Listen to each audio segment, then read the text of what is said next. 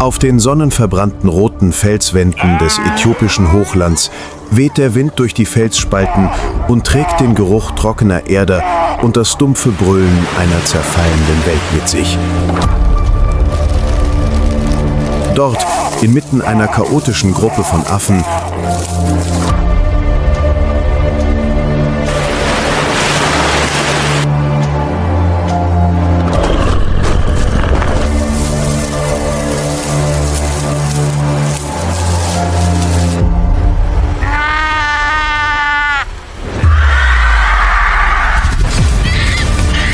wurde ein Kind Zeuge dessen, was es niemals hätte sehen dürfen: den Tod seiner Mutter, nicht durch die Hand eines Artgenossen,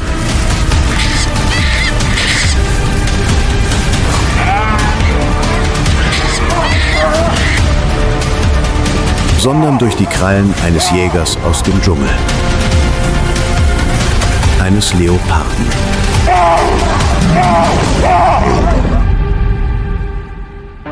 Die Rache der Affen mit Hundeköpfen.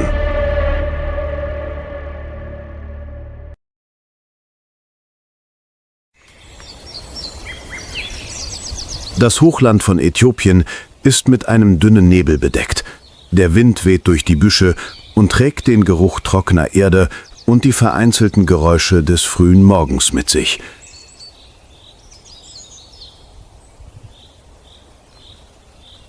Eine Herde Frankoline sucht in den Blättern nach Insekten und fliegt dann auf, als der Schrei der Paviane aus der Schlucht hallt.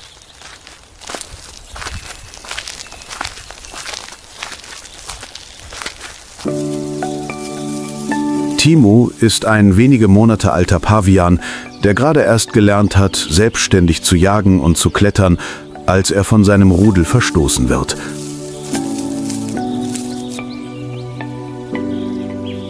Seine Mutter war schon lange tot, von Jägern getötet.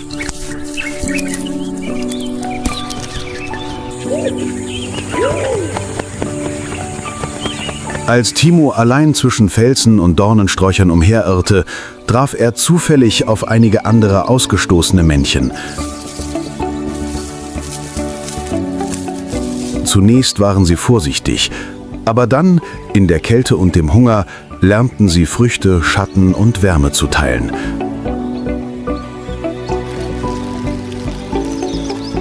In der Wildnis begann eine kleine Gruppe zusammenzuleben, nicht aus Freundschaft, sondern um zu überleben.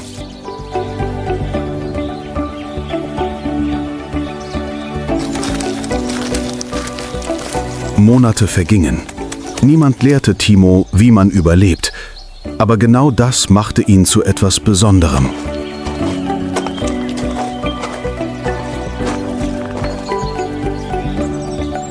Aus einem schwachen Jungtier, das von seinem Rudel ausgestoßen worden war, wurde Timo allmählich ein hartgesottenes Individuum. Sein Körper wurde mit der Zeit muskulös, sein Blick kalt wie zerbrochener Stein.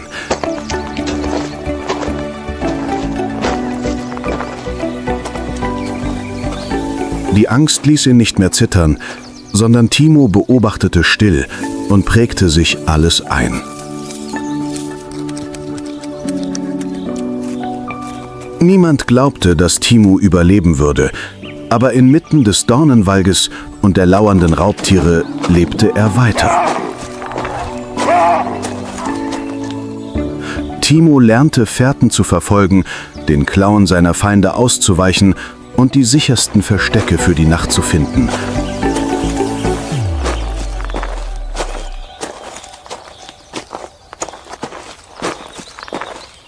Einmal wurde seine ganze Herde von einer Löwin entdeckt. Ihre bernsteinfarbenen Augen verfolgten sie tagelang.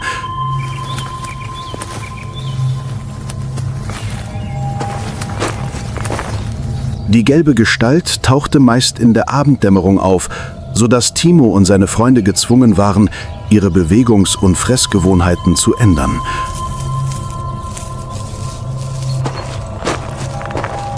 Aber gerade diese Gefahr schulte ihre Reflexe als Krieger, die ohne Worte mit Blicken kommunizierten, ihre Handlungen still koordinierten und immer auf das Schlimmste vorbereitet waren.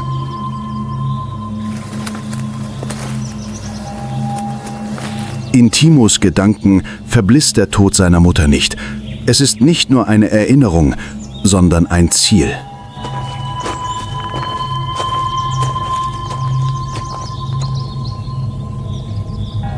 Doch bevor er Rache nehmen kann, weiß Timo, dass er stark genug werden muss und eine Welt verändern muss, die von innen heraus verrautet ist.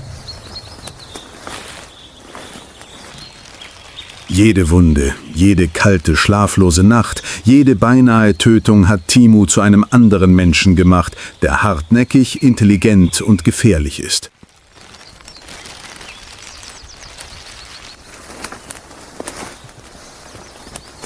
Während Timo sich allmählich zu einem Krieger zwischen Felsen und Dornen entwickelt, taucht im Meer ein Wesen auf, das von seiner Klugheit und Zähigkeit lebt.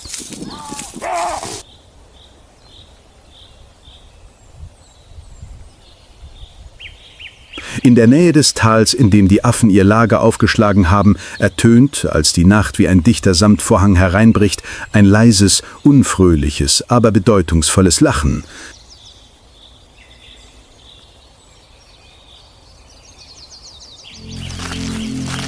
Es ist das charakteristische Lachen der braunen Hyänen, mysteriöse Wesen, die unter den auffälligen Wildtieren oft übersehen werden.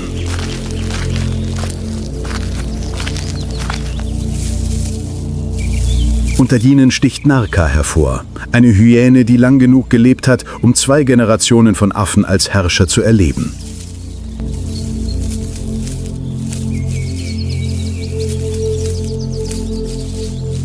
Narka ist nicht groß und auffällig wie die Löwen, die über die Hyänen herrschen, aber sie hat etwas, das Timo gerade erst lernt: die Geduld eines Jägers.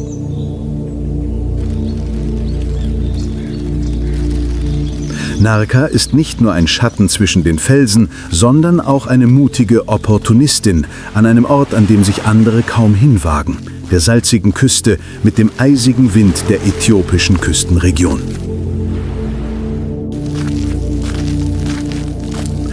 Die Sonne stand schon hoch am Himmel, die Meeresoberfläche reflektierte das grelle Sonnenlicht und warf blendende Lichtflecken auf die Felsen.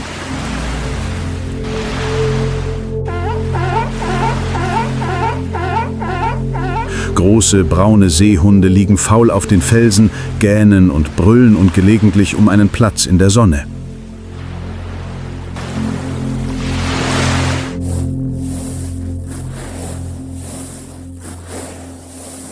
Nicht weit davon entfernt liegen junge, nur wenige Wochen alte Seehunde mit hellen, geflecktem Fell und schlafen unbeschwert am Wasserrand, unbeeindruckt vom Rauschen der Wellen und der salzigen Meeresbrise.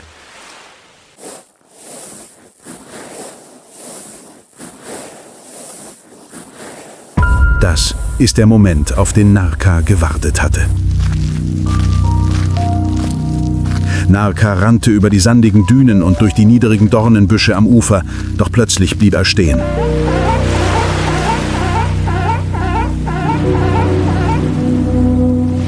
Die Haare an seinem Nacken sträubten sich, der Wind drehte und trug den Geruch eines Feindes herbei, den er nicht sehen wollte: schwarzer Wildhund.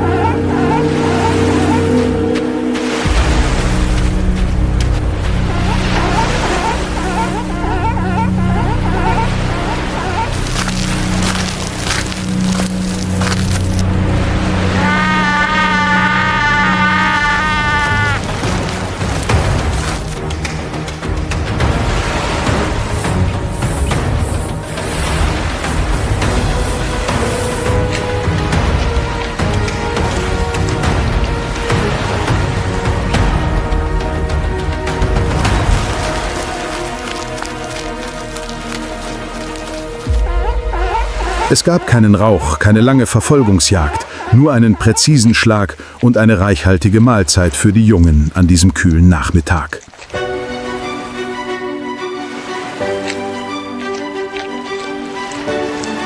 Von den Felsen in der Ferne stand Narka still und blickte auf den Strand hinunter.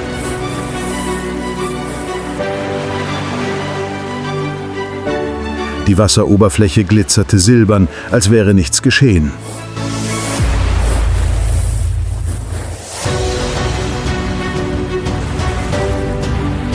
Aber für ihn war diese Küstenregion zu einer neuen Erweiterung seines Territoriums geworden.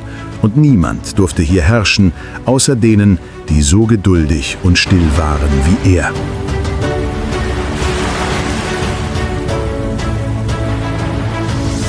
Als die Schatten der Dämmerung sich über den Sand legten, betrat Narka die Höhle, wo kleine leuchtende Augen auf ihn warteten.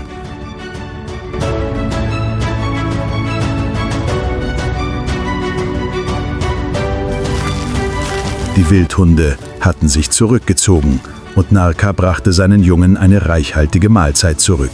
Ein blutloser, aber mutiger Sieg.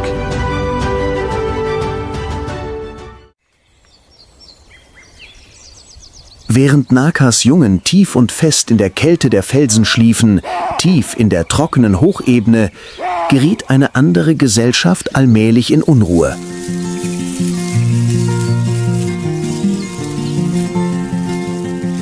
Doch Rakas Affenrudel lebte weiter, als hätte sich nichts geändert. Aber der Wind hatte sich gedreht.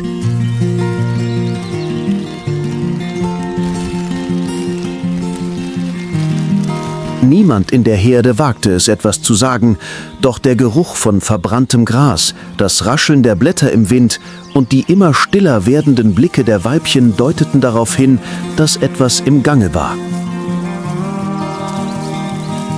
Raka war zwar alt, aber immer noch ein berüchtigter Tyrann, der nichts zu spüren schien.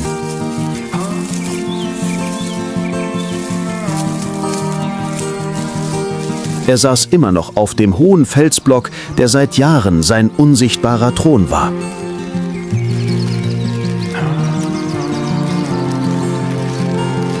Sein schwarzes Mähnenhaar war bereits mit silbernen Strähnen durchzogen, aber seine Augen waren noch immer wild.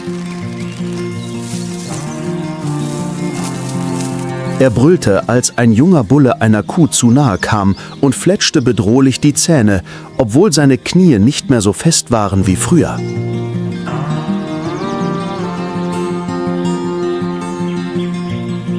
Für Raka beruhte seine Herrschaft nicht auf tatsächlicher Stärke, sondern auf blutigen Erinnerungen, dass das ganze Rudel noch nicht vergessen hatte.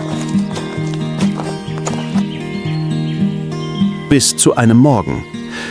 Ein leises Geräusch am Rande des Territoriums ließ einige junge Männchen aufblicken.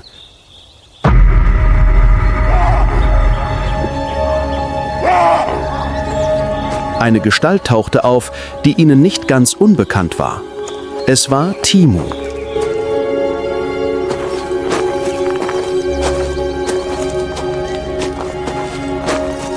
Er war nicht mehr das schwache Jungtier, das vor Jahren vertrieben worden war.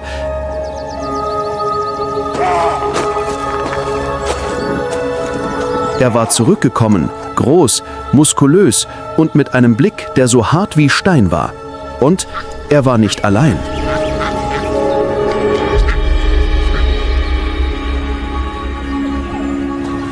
Hinter ihm folgten andere Männchen, jeder von ihnen trug die Spuren eines Lebens außerhalb der Gesetze.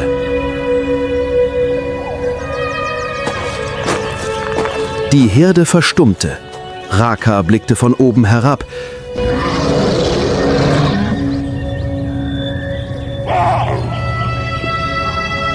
Zum ersten Mal seit vielen Brutsaisons lag in seinem Blick keine Wut, sondern Überlegung.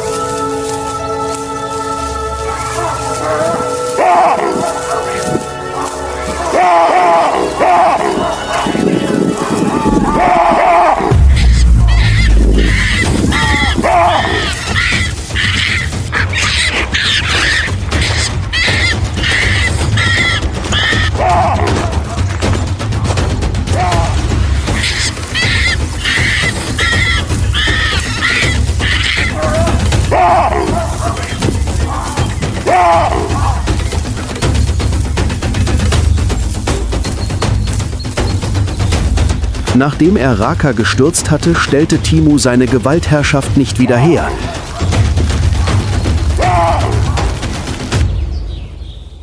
Er teilte seinen Einfluss mit seinen Verbündeten, ließ seinen Kindern freie Wahl und führte mit Ansehen statt mit Zähnen.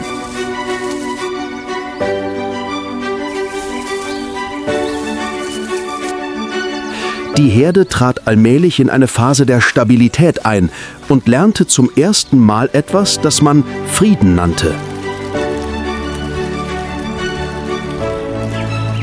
Aber in der Natur ist Frieden nur eine dünne Hülle, die Gefahren verbirgt.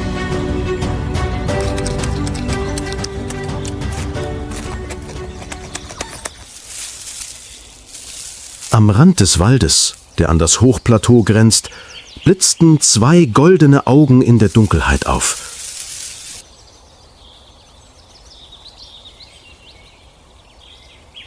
Kein Geräusch, kein Zeichen. Es war kein Hyänenhund, kein Wildhund.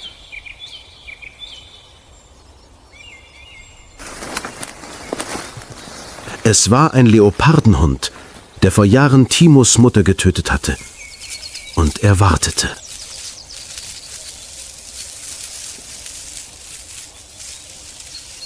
Moru, ein Name, der wie der Wind zwischen den Baumkronen rauscht.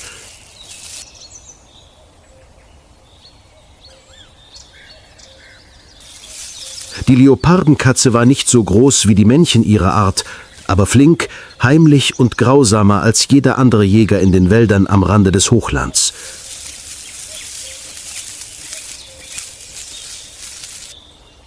Sie war nicht nur eine Jägerin, sondern auch eine Mutter.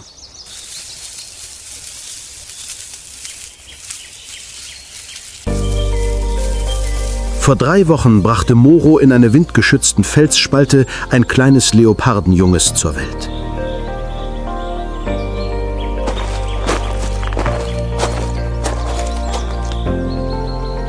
Die Jungen waren noch zu klein, um ihrer Mutter zu folgen. Ihre Augen waren noch trüb und hungrig.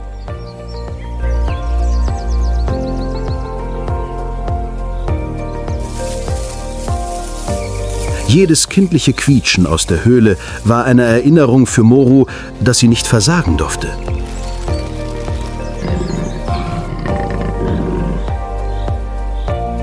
Sie durfte nicht mit leeren Händen zurückkehren. Sie durfte dem Feind keine Spuren hinterlassen.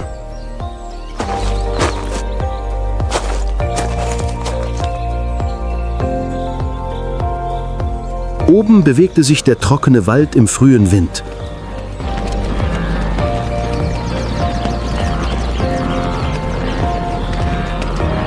Trockene Blätter raschelten unter den Hufen einer Herde Antilopen, die sich langsam dem ausgetrockneten Bach näherte, um Salz zu lecken.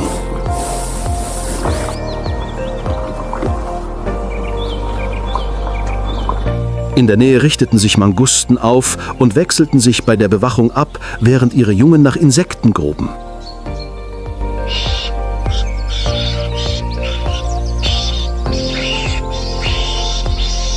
Quietschende, kratzende und gelegentlich warnende Laute erklangen wie eine alarmierende Hintergrundmusik.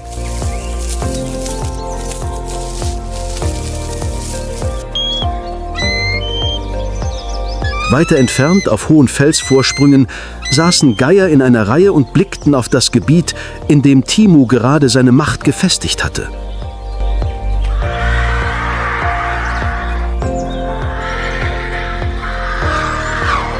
Sie landeten nicht, aber sie flogen auch nicht weg, denn sie spürten deutlich, dass unter der dünnen Schicht der Ruhe noch immer Unruhe broddelte.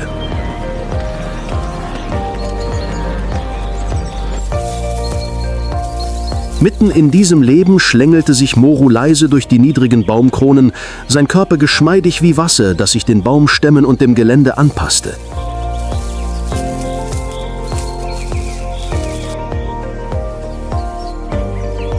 Er störte den Lebensrhythmus des Waldes nicht, in den er sich einfügte.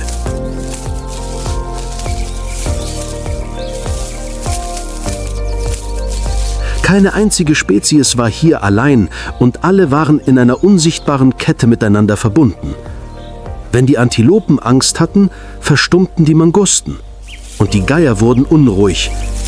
Dann kam der Tod leise vorbei.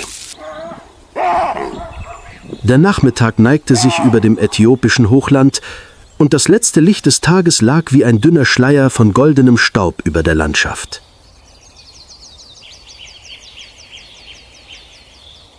Schräge Lichtstreifen fallen quer über den niedrigen Grasteppich und beleuchten jeden Baumstamm, jeden Stein und noch feuchten Fußabdruck.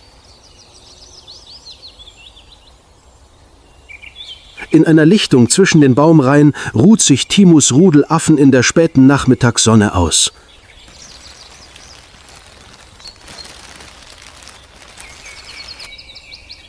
Die Jungtiere liegen in der Nähe der flachen Wurzeln, einige Weibchen suchen nach Futter.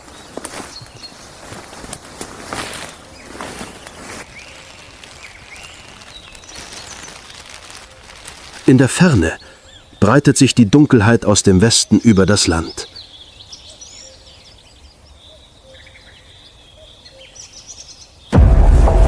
Moru lag flach auf dem Boden. Sein Körper verschmolz mit dem hellbraunen Gras.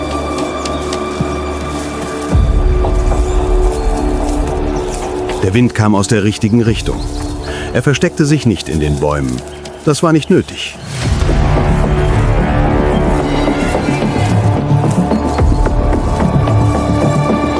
Für einen Leoparden war es nicht wichtig, hoch zu klettern, wenn der Boden eben, das Licht hell und die Affen unachtsam waren. Er brauchte nur die richtige Entfernung und den richtigen Moment.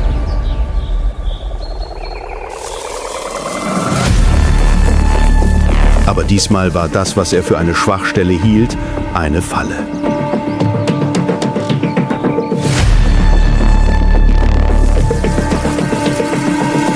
Timo hatte lange auf diesen Tag gewartet. Er hatte die Fährte aufgespürt und die ungewöhnliche Stille auf der Wiese gespürt.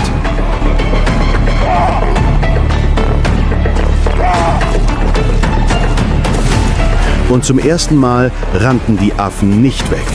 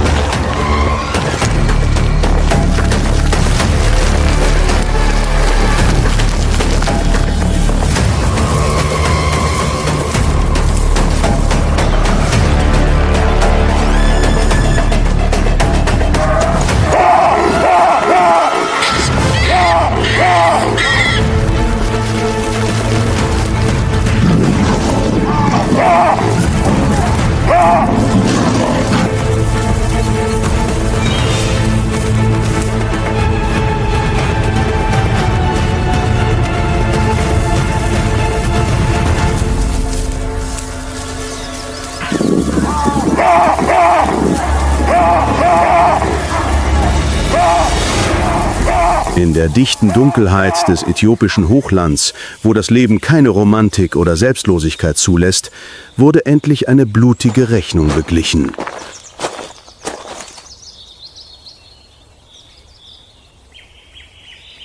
Und Timo, der einst nicht lebenswert war, wurde zu demjenigen, der mit seinen eigenen Wunden die Gesetze des Überlebens neu schrieb.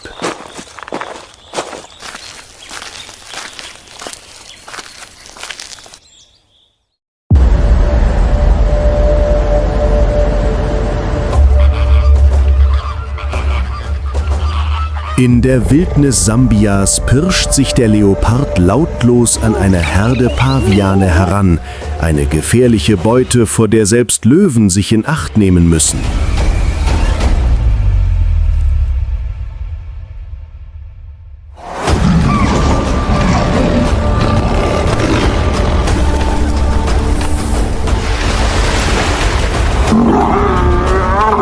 Kann ein Einzelgänger wie er in dieser rauen Landschaft überleben?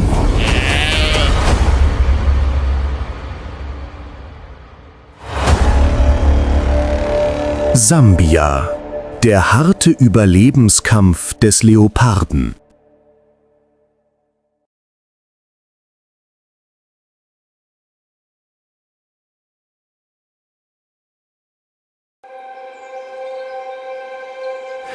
Im Zentrum Sambias, wo sich der Luangwa-Fluss durch trockene Wälder und karge Ebenen schlängelt, dringt das frühe Morgenlicht durch das dichte Laubwerk und taucht den mit Tau bedeckten Boden in goldene Farbtöne ein.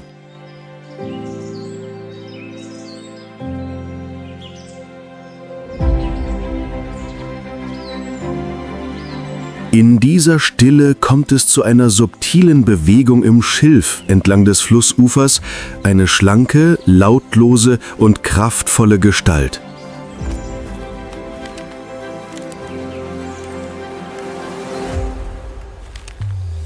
Es ist eine Leopardin, das lautlose Raubtier der afrikanischen Savanne.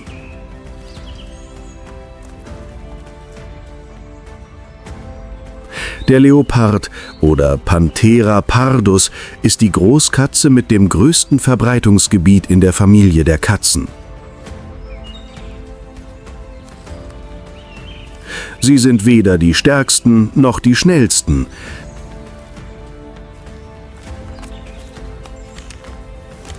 Aber es sind ihre Einsamkeit, ihre Beweglichkeit und ihre ausgezeichnete Anpassungsfähigkeit, die sie zu einem der effektivsten Raubtiere machen.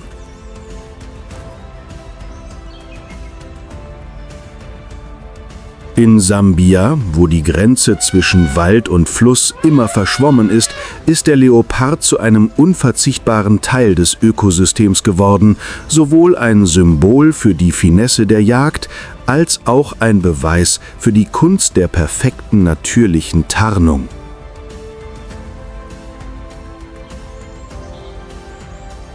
Dieses Weibchen wiegt etwa 45 Kilogramm. Ihr ganzer Körper ist mit warmem goldenen Fell mit schwarzen Flecken in einem Blumenmuster bedeckt.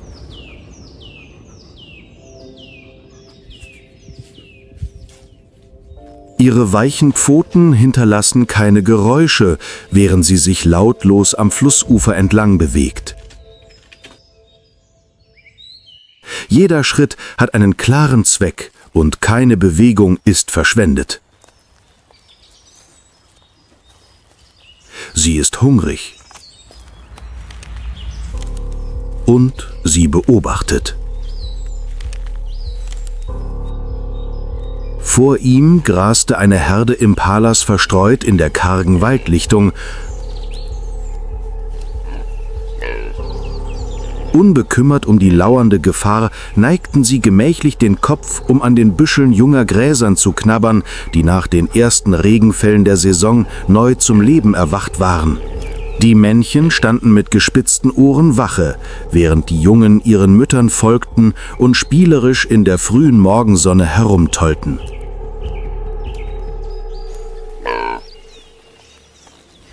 Der Leopard hielt inne. Seine Ohren stellten sich auf, seine Augen verengten sich. Ein junges Impala entfernte sich von der Herde und schlich sich an einem niedrigen Landstreifen hinter dem Busch entlang, wo der Leopard auf der Lauer lag.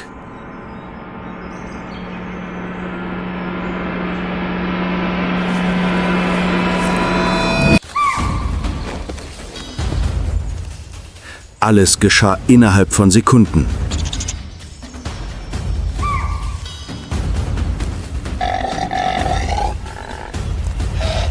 Ein schneller Sprung.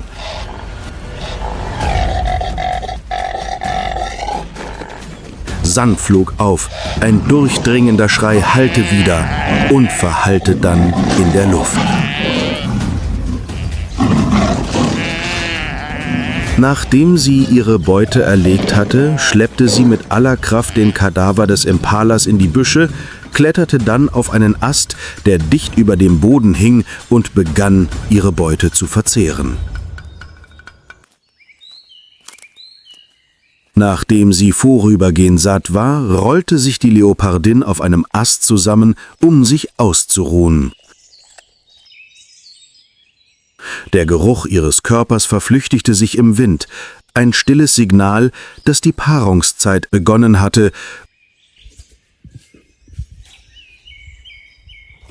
Und irgendwo im Wald begann ein Männchen, diesem Geruch zu folgen.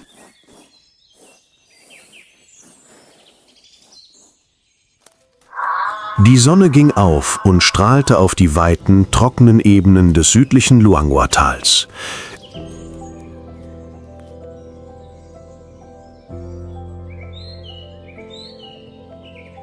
Im hohen, trockenen, gelben Gras bewegte sich ein Rudel afrikanischer Wildhunde schnell und organisiert.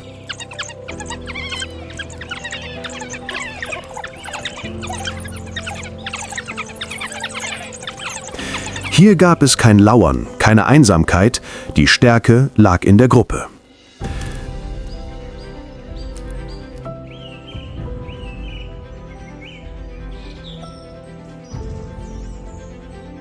Der afrikanische Wildhund, auch als Jagdhund bekannt, ist eines der geschicktesten kooperativen Raubtiere auf dem afrikanischen Kontinent.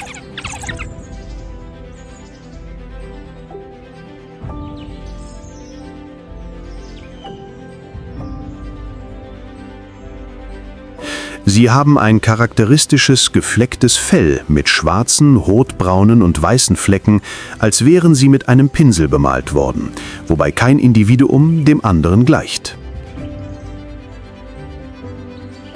Mit ihrem schlanken Körperbau, großen Ohren und langen, beweglichen Beinen zeichnen sich Wildhunde nicht durch ihre Wildheit aus, sondern durch ihre Ausdauer und Disziplin. Das Rudel besteht aus etwa 10 Individuen, angeführt von einem Alpha-Paar.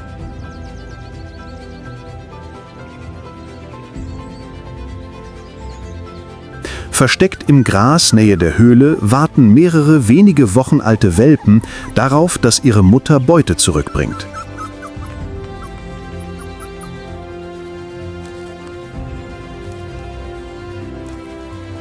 Bei Wildhunden kümmert sich das gesamte Rudel um die Jungen und füttert sogar die Welpen und verletzte oder ältere Mitglieder.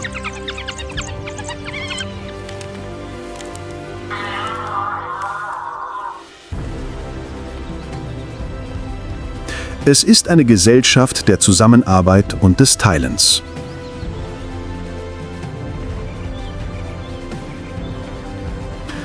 Das ganze Rudel ist hungrig.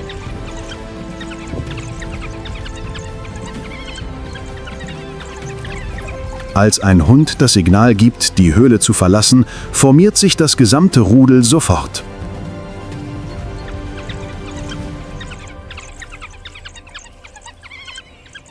Sie laufen mit einer konstanten Geschwindigkeit von über 50 Kilometern pro Stunde, ändern geschickt die Richtung und beobachten sich gegenseitig mit Körpersprache und kleinen Lautäußerungen.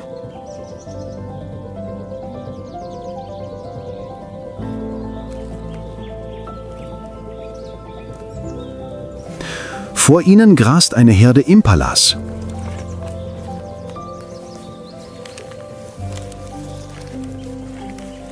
Das Rudel teilt sich in 3 Gruppen und nähert sich lautlos aus verschiedenen Richtungen.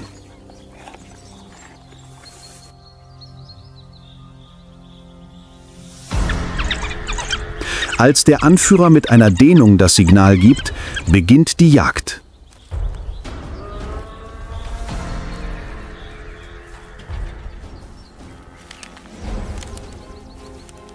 Im Gegensatz zu den explosiven Sprints von Löwen oder Wildhunden gewinnen Schakale durch Ausdauer.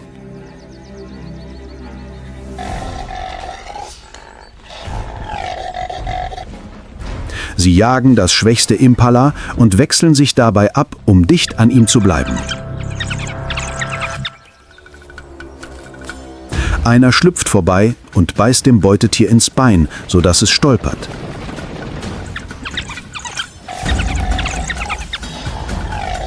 Im Nu stürzt sich das gesamte Rudel darauf.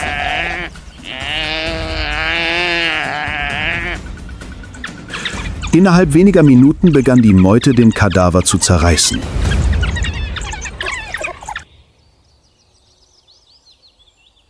Einige trugen schnell kleine Stücke Fleisch zurück zur Höhle für die Welpen und säugende Mütter.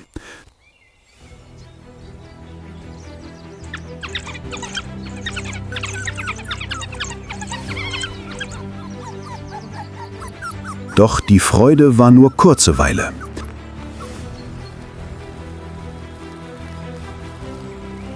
Von ferne tauchte ein schwerer braungrauer Schatten auf.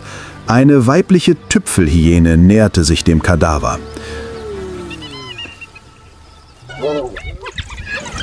Und hinter ihr noch 2 weitere.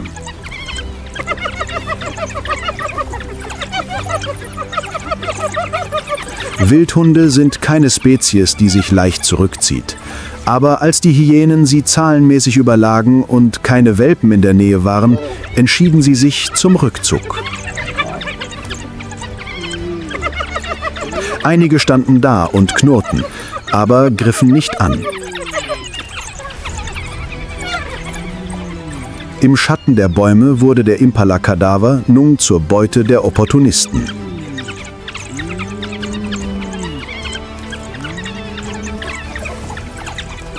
In der Wildnis gehört der Sieg nicht immer dem geschickten Jäger. Manchmal gehört er dem Nachzügler.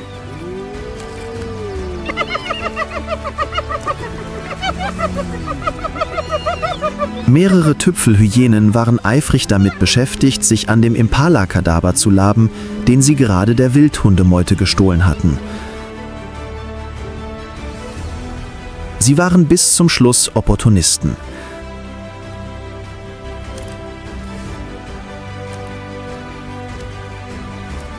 Sie werden seit langem als Aasfresser bezeichnet, aber das ist nur die halbe Wahrheit.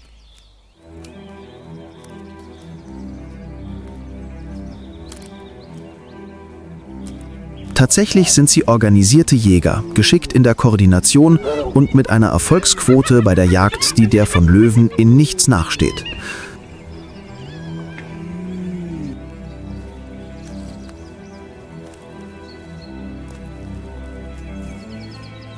Vor allem aber sind sie Meister der Gelegenheit, bereit, jede Mahlzeit zu stehlen, wenn sie können.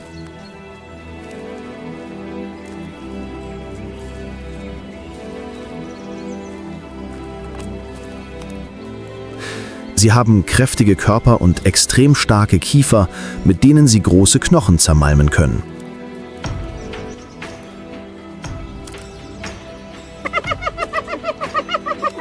In dieser Hinsicht hat kein anderes Raubtier einen stärkeren Biss.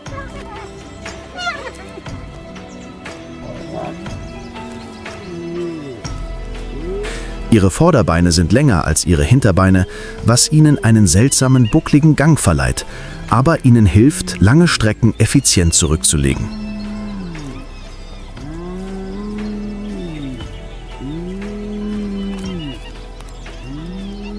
Sie können über 10 Kilometer laufen, ohne langsamer zu werden.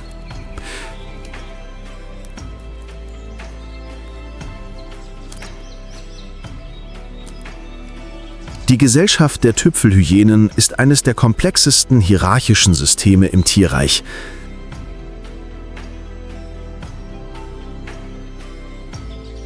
Sie leben in Rudeln, in denen die Weibchen das Sagen haben.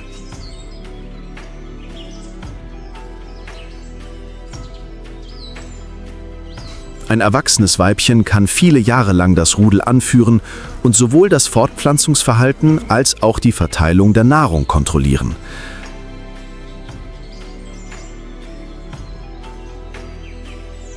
Die Kommunikation zwischen ihnen basiert auf einer Vielzahl von Lauten, typischerweise einem charakteristischen Lachen, das sowohl als Warnung als auch zur Identifizierung von Individuen innerhalb des Rudels dient.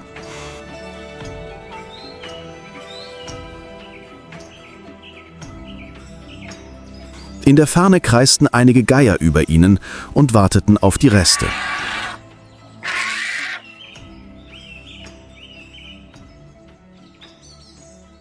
Aber solange die Hyänen da waren, wagte sich niemand näher.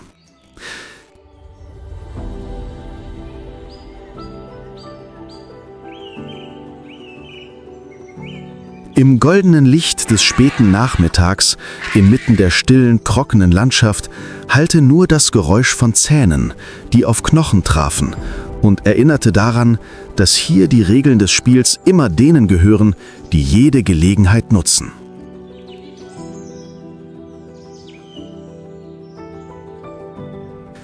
Die Morgensonne taucht das hohe Gras, das nun grün und blassgelb ist, in einen goldenen Schien.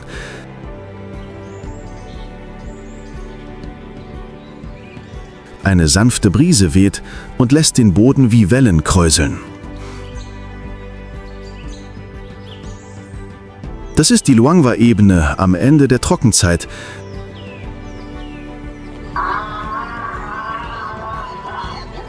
Wenn die ersten Regenfälle noch nicht gefallen sind, aber das Gras noch Leben in sich hat, die niedrigen Akazienbüsche verstreut sind und die kleinen Bäche noch nicht vollständig ausgetrocknet sind.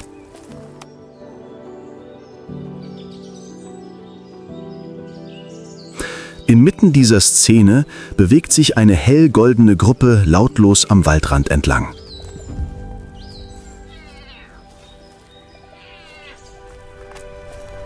Es ist ein großes, geordnetes und mächtiges Löwenrudel. 3 erwachsene Männchen bilden die Nachhut. Ihre dichten, dunkelbraunen Mähnen fallen über ihre Schultern.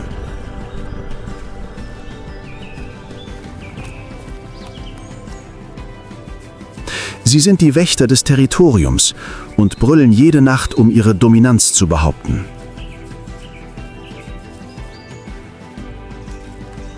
Doch die wahre Stärke des Rudels lag ihnen voraus. 8 gesunde Löwinnen, erfahrene Jägerinnen und eine Gruppe von Jungen, die von ihren Müttern das Jagen lernten.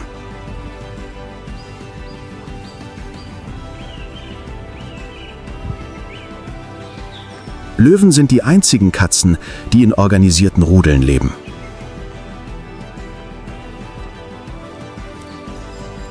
Jedes einzelne Mitglied dieser Gruppe hat eine klare Position. Die Weibchen sind in der Regel Schwestern, die bei der Jagd, der Aufzucht ihrer Jungen und dem gegenseitigen Schutz zusammenarbeiten.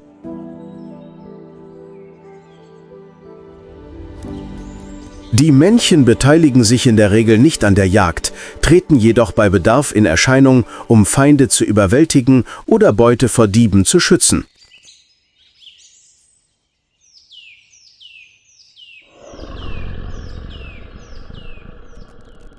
Heute hat das Rudel ein großes Ziel im Visier, einer Herde Kabbüffel.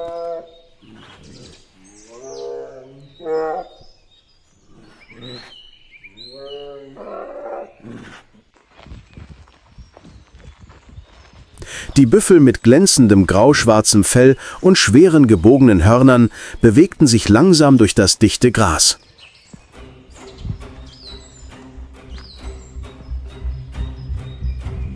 Kabbüffel gehören zu den gefährlichsten Beutetieren.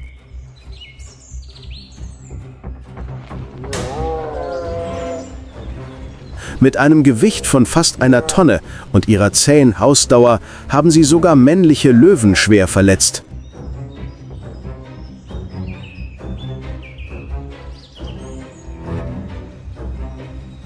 Aber mit einem gut koordinierten Rudel sind selbst diese Riesen nicht unbesiegbar. Es waren keine Signale nötig. Die Herde zerstreute sich, jede Kuh glitt lautlos durch das Gras.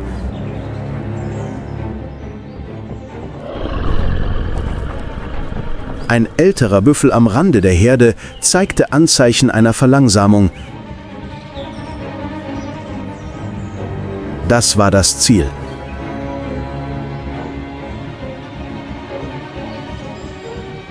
In einem Augenblick explodierte alles.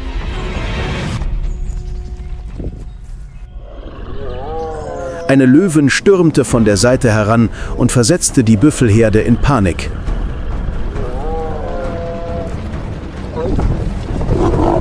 In einem Augenblick hatte sich das Blatt gewendet.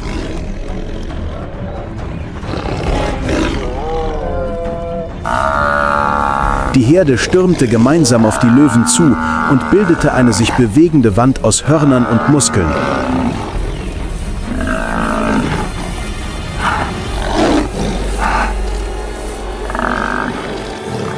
In die Enge getrieben, mussten sich die Löwen zurückziehen, ohne Beute oder Mahlzeit zu erbeuten.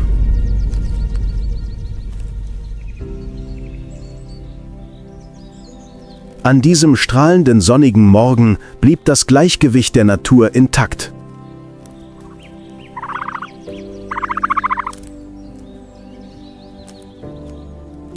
Nicht immer gewinnt der Stärkere, und manchmal ist Einheit die gefährlichste Waffe in der Wildnis.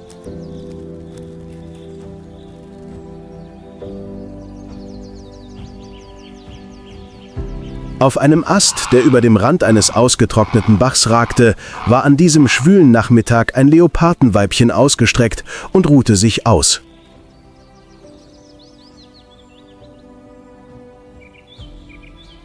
Ihr Bauch war geschwollen, ein untrügliches Zeichen ihrer Schwangerschaft.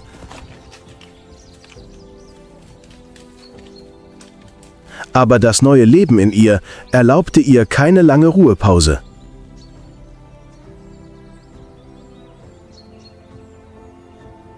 In der Welt der Leoparden füttert sie niemand.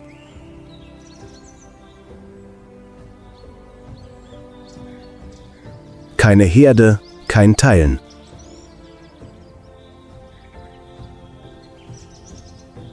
Und wenn sie schwanger ist, trägt sie nicht nur die Last ihres eigenen Lebens, sondern auch die ihrer ungeborenen Jungen.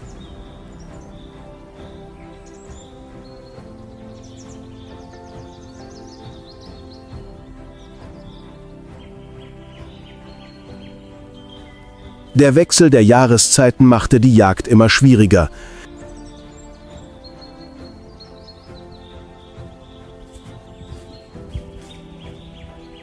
Die Graslandschaften wurden von Tag zu Tag trockener und die Antilopen mussten immer weiter laufen, um Wasser zu finden.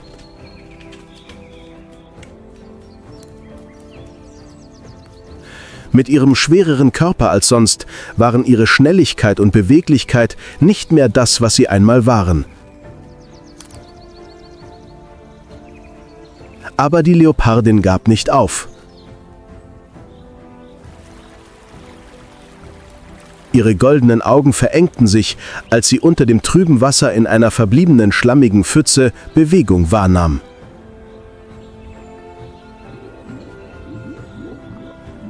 Ein großer Wels war gerade aufgetaucht.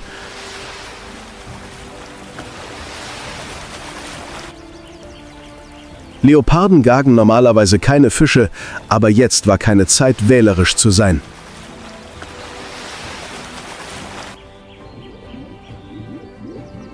Schlamm spritzte, aber ihre Klauen waren schnell genug, um den schweren Fisch ans Ufer zu ziehen.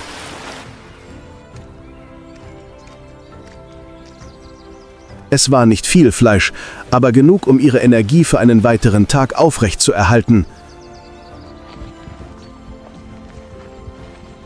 Genug, um die winzigen Leben in ihnen weiter zu nähren.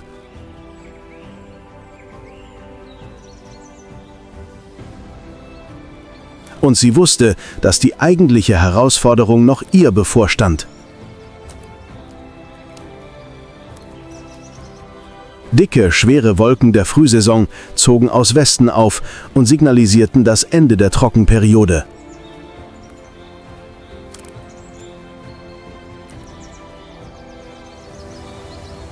Dann, eines Morgens, nach dem ersten starken Regen, schien die gesamte Luangwa-Aue wie neu geboren.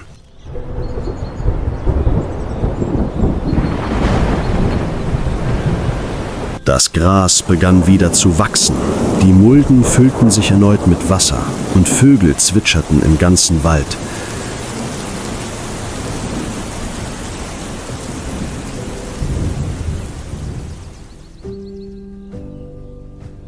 Der Boden war nun mit einer Schicht frischen Grüns bedeckt und die Luft war kühl und feucht, als hätte sie ihren langen Durst abgeschüttelt.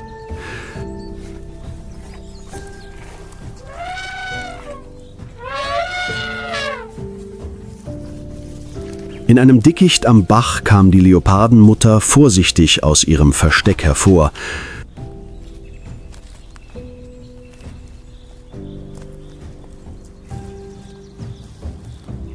Ihr Körper war deutlich schlanker geworden. Ihre Jungen waren geboren worden.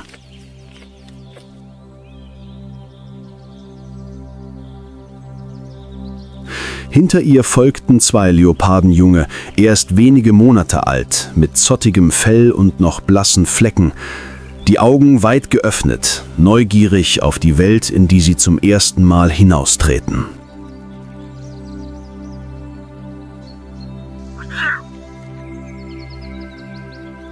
Sie trippelten durch das nasse Gras, sprangen aufeinander zu, kratzten sanft an der Schwanzspitze ihrer Mutter und schreckten dann auf und drängten sich aneinander, als ein Vogel über sie hinwegflog.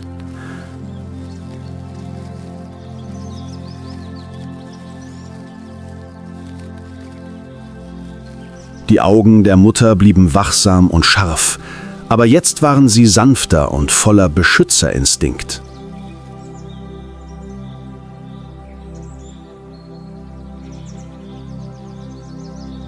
Die Trockenzeit war vorbei.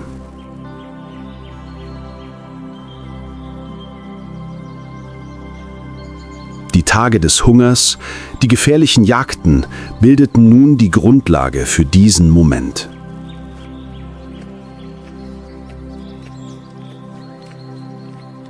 Ein neues Lebenszyklus beginnt.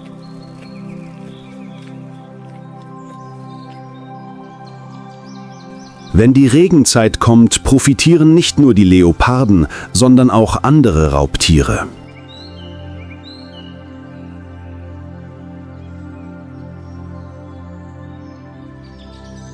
Für Pflanzenfresser ist dies eine goldene Zeit der Fülle, Fortpflanzung und Migration.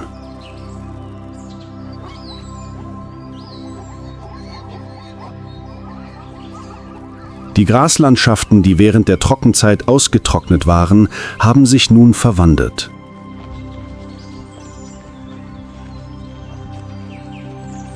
Dickes, üppiges, grünes Gras wächst und erstreckt sich bis zum Horizont.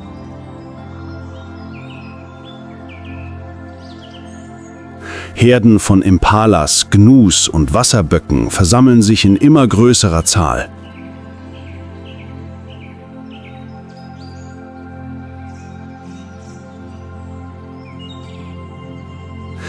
Zebras mit runden Bäuchen durchqueren in Herden die Feuchtgebiete und das Geräusch ihrer Hufe, die auf den nassen Schlamm stampfen, hallt über die Graslandschaften.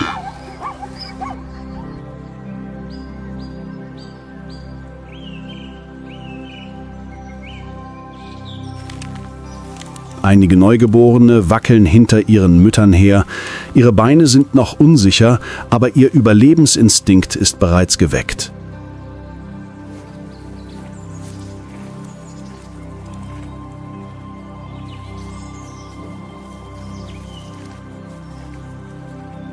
Auch afrikanische Elefanten mit ihrem bemerkenswerten Gedächtnis und Orientierungssinn kehren in die überfluteten Wälder zurück, wo nach den Regenfällen neue Bäume gewachsen sind.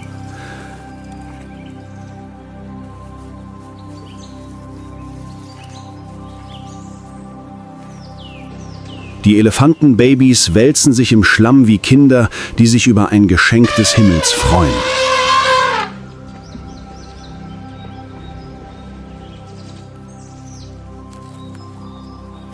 Sogar Warzenschweine, eine Tierart, die sich während der Trockenzeit normalerweise tief in Höhlen versteckt, wagen sich nun häufiger heraus, um zu grasen, die Erde aufzuwühlen und ihren Jungen beizubringen, wie man in den gefährlichen Graslandschaften überlebt.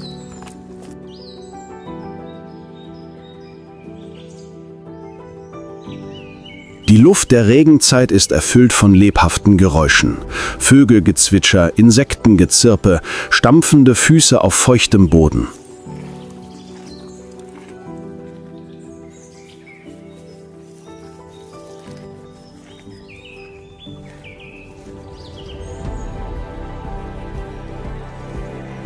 Alles verschmilzt zu einer natürlichen Symphonie, in der das Leben explodiert und jedes Lebewesen die Chance auf einen Neuanfang hat.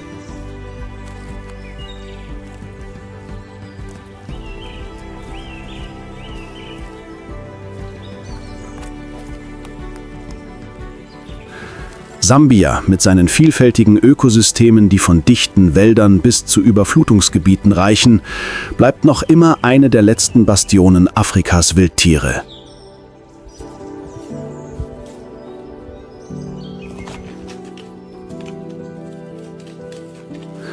Löwen, Hyänen, Leoparden, Wildhunde,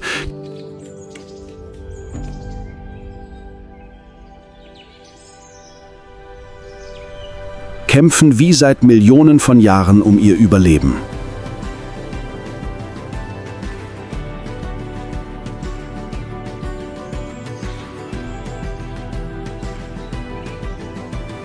Aber außerhalb dieser Reservate steht der Wandel vor der Tür. Schrinkende Landgrenzen, Klimawandel und zunehmende Konflikte zwischen Menschen und Wildtieren.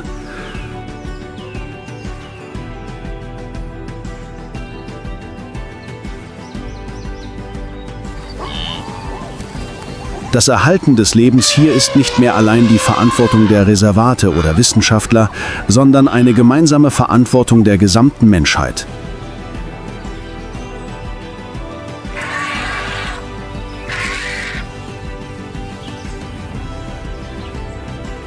Jedes kleine Handeln, jedes gesteigerte Bewusstsein kann dazu beitragen, die letzten wilden Herzschläge zu bewahren, die noch immer über diesen Kontinent hallen.